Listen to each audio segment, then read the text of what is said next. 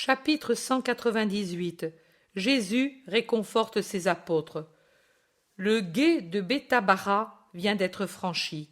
À travers le fleuve bleu et suffisamment gonflé car il est nourri par des affluents remplis par les pluies de l'automne, on voit l'autre rive, l'orientale, avec une foule de personnes qui gesticulent. Sur la rive occidentale, au contraire, là où se trouve Jésus avec les siens, il n'y a qu'un berger avec son troupeau qui broute l'herbe verte de la rive. Pierre s'affale sur un reste de muret qui se trouve là, sans même essuyer ses jambes, toutes mouillées à la traversée du gué.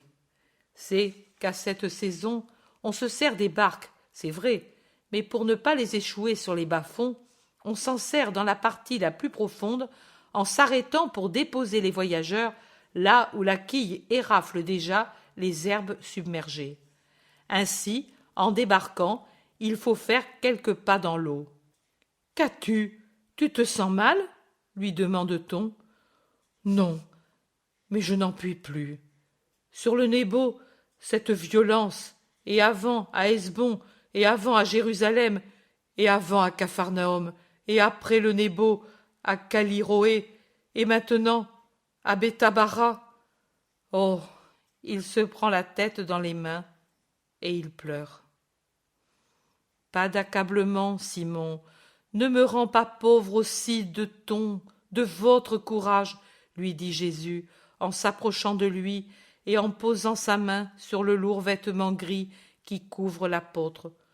Je ne peux pas voir, je ne peux pas te voir ainsi maltraité. Si tu me laissais réagir, peut-être je pourrais, mais ainsi, devoir me contenir et assister à leurs insultes, à tes souffrances, comme un enfant impuissant. Oh, cela me brise tout l'intérieur et je deviens une loque. Mais regardez s'il est possible de le voir ainsi. On dirait un malade, quelqu'un qui meurt de fièvre.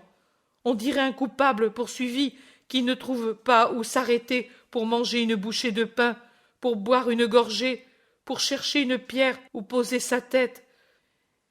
Cette hyène du Nebo, ces serpents de Caliroé, ce forcené qui est encore là, et il indique l'autre rive. Et moins démon celui de Caliroé, bien qu'il soit seulement le second dont tu dis qu'il est dominé par Belzébuth. Moi, j'ai peur des possédés. Je pense que si Satan les a pris ainsi, ils doivent avoir été très mauvais.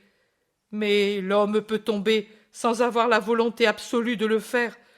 Au contraire, ceux qui, sans être possédés, agissent comme ils le font, avec toute leur liberté de raisonnement.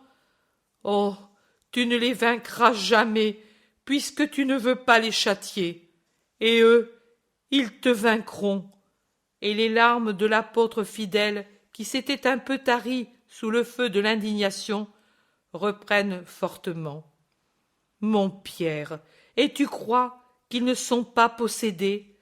Tu crois que pour l'être, il faut être comme celui de Caliroé et d'autres que nous avons rencontrés?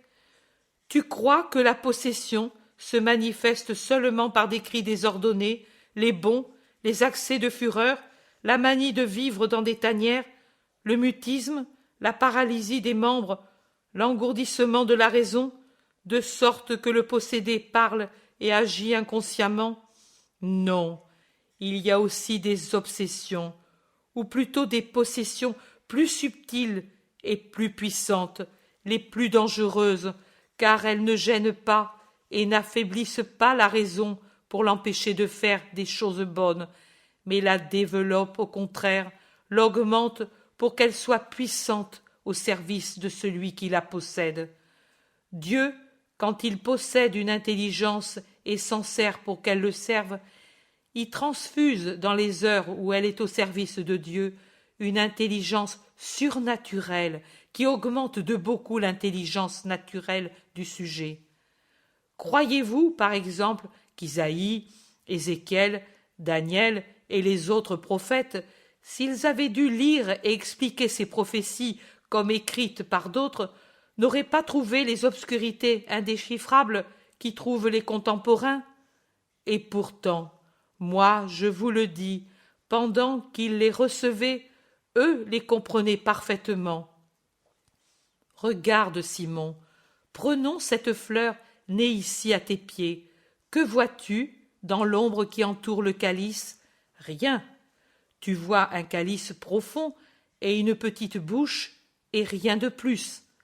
Maintenant, regarde-la pendant que je l'accueille et que je la porte ici, sous ce rayon de soleil. Que vois-tu?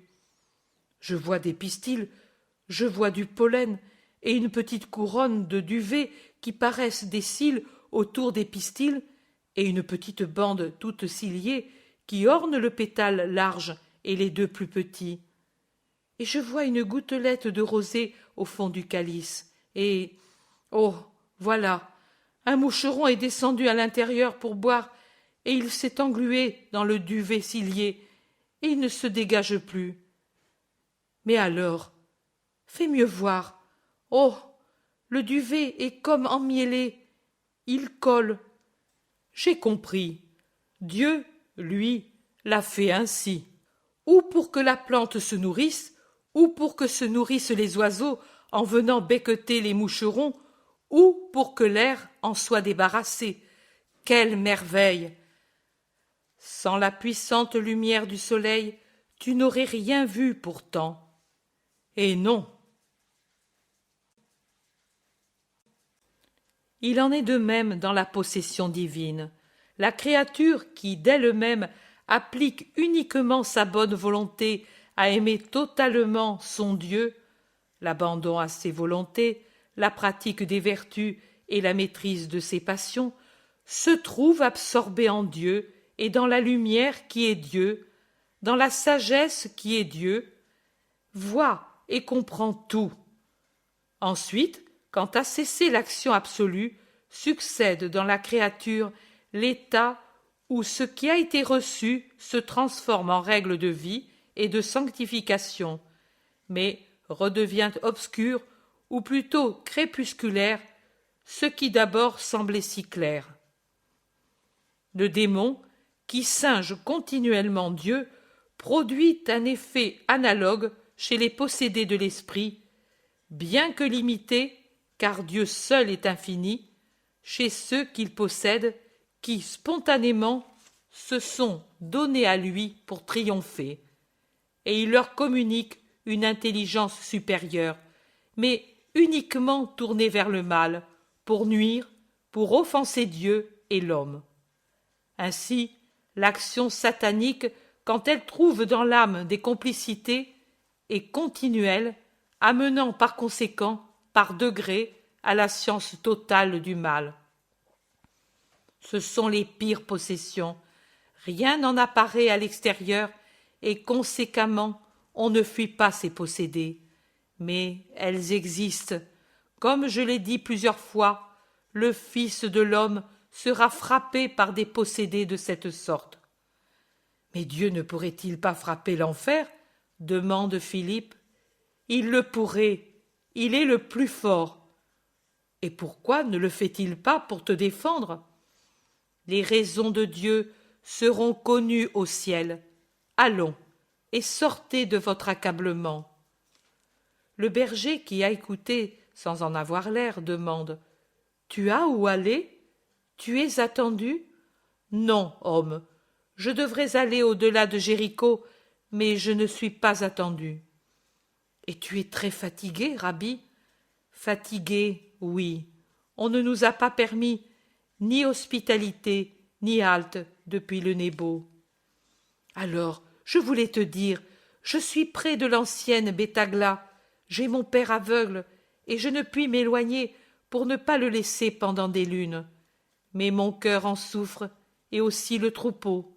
Si tu voulais, je te donnerais le logement. Ce n'est pas loin. Le vieillard croit tellement en toi. Joseph, fils de Joseph, ton disciple le sait. Allons.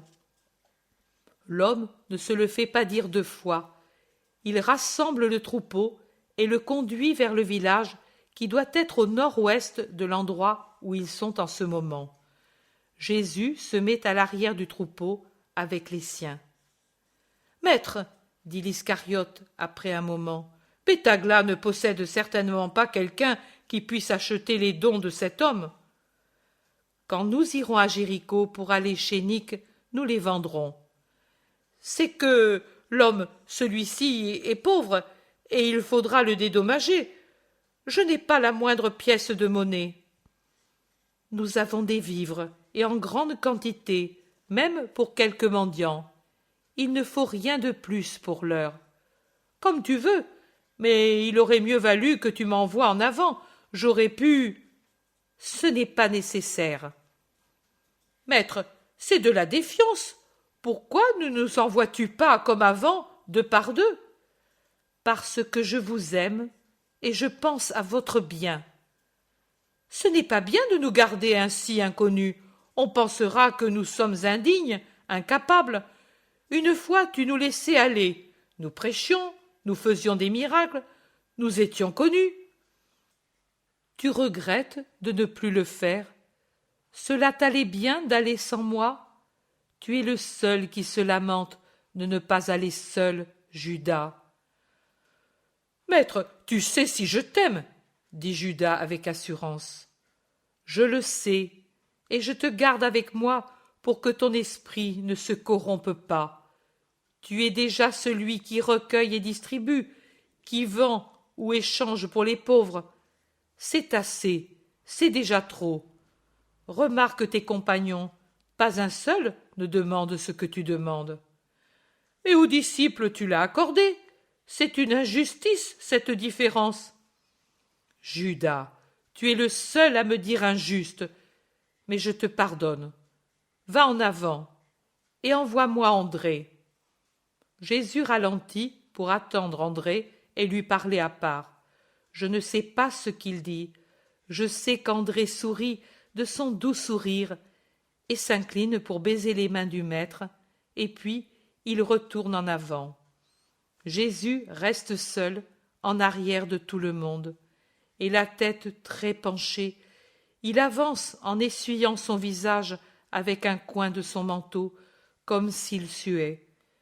Mais ce sont des larmes, et non des gouttes de sueur, qui coulent sur ses joues décharnées et pâles.